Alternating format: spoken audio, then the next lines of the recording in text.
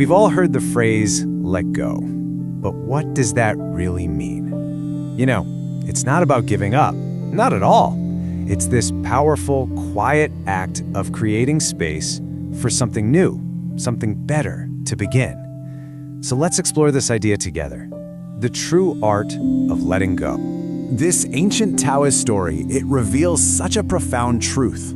That farmer, he understands that life isn't just a series of wins and losses. It's an unpredictable flow. And letting go is about learning to be in that flow without clinging so tightly to any single outcome, whether we call it good or bad. So, what is it really? What does it truly mean to let go? Well, when you look at it from a psychological view, or even a philosophical one, it's not about erasing the past. It's not about forgetting what happened. It's actually a much more active and honestly empowering process. At its heart, letting go is really the practice of non-attachment. This is an idea that you see in philosophies like Taoism and Buddhism, and it's all about actively releasing our tight grip on how things should be. The moment we start accepting things as they are, that's when we find a real sense of emotional flexibility and a much, much deeper inner peace. It's so important that we make this distinction. Letting go is not admitting defeat. It's about accepting reality. It's not about feeling powerless. It's about acknowledging that everything changes. And that shift in how you see it, it reveals that letting go isn't a weakness, it's a profound strength. I just love this way of thinking about it. Letting go is like psychological decluttering. Think about it. Holding on to old hurts, old resentments, it's like carrying around heavy, invisible baggage. Letting go is what clears all that clutter away, and it's what makes space for new growth. Okay, so if letting go is so good for us, why is it often so incredibly hard? I think we all struggle with it. Let's just take a moment here to understand the deep-seated reasons we resist letting things go, even when we know, deep down, that we should. These are some of the biggest barriers we face. That fear of the unknown can just be paralyzing, can't it? Our attachments can feel like they're a part of our identity, so letting go feels like losing a piece of ourselves. We grieve what could have been. And then there's that societal pressure, the one that tells us to just keep going, to persevere, even when it's hurting us. The sunk cost fallacy. This is such a powerful psychological trap. It's the reason we might finish a terrible movie just because we're already an hour in, or stay in a job that makes us miserable because we've invested years getting there. It's that little voice inside that tells us to make choices based on the past instead of what's best for our future. Just recognizing that pattern, well, that's the first step to freeing yourself from it.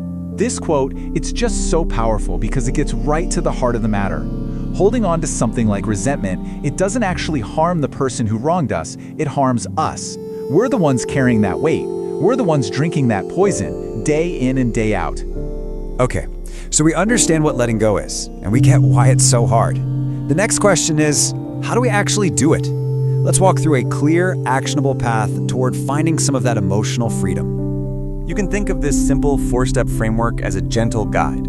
First, you have to be really honest with yourself and identify what it is that needs to be released. Then, and this part is so important, you have to allow yourself to feel the sadness or the grief that comes with it without judging yourself for it. From there, you can slowly begin to reframe the situation, focusing not on what you're losing, but on the new space you're creating. And finally, you just practice. Gently. One of the best tools for this is mindfulness. The sushi train metaphor is a wonderful way to picture this. Imagine your thoughts are just little dishes on a conveyor belt. You don't have to pick up every single one. You can just observe them, notice them, and let them pass by without getting attached.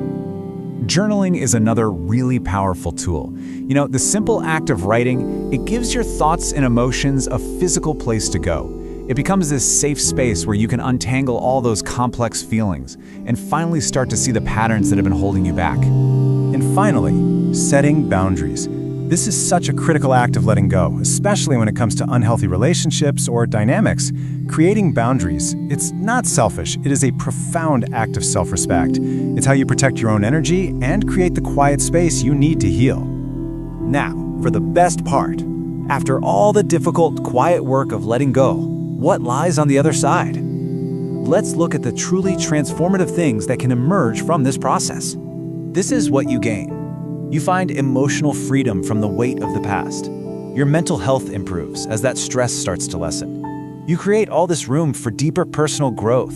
You start to build healthier relationships. and you unlock a greater capacity for focus, for clarity, and for genuine, simple joy. When you release what's holding you down, you're not creating some empty void. Not at all. You're creating fertile ground for all these positive states to flourish, for peace, for growth, and for so much more to finally enter your life. And this is ultimately about our own personal evolution. Think of it this way. Letting go isn't just some coping skill. It's a fundamental part of how we grow as people. Each time we let go of a past version of ourselves or a story we've been telling, we move into a new stage of life, becoming more resilient and more authentically who we're meant to be. So I'll just leave you with this one question to contemplate. It's not about what you would lose. It's about what you could create. What new beginning is waiting for you on the other side of letting go?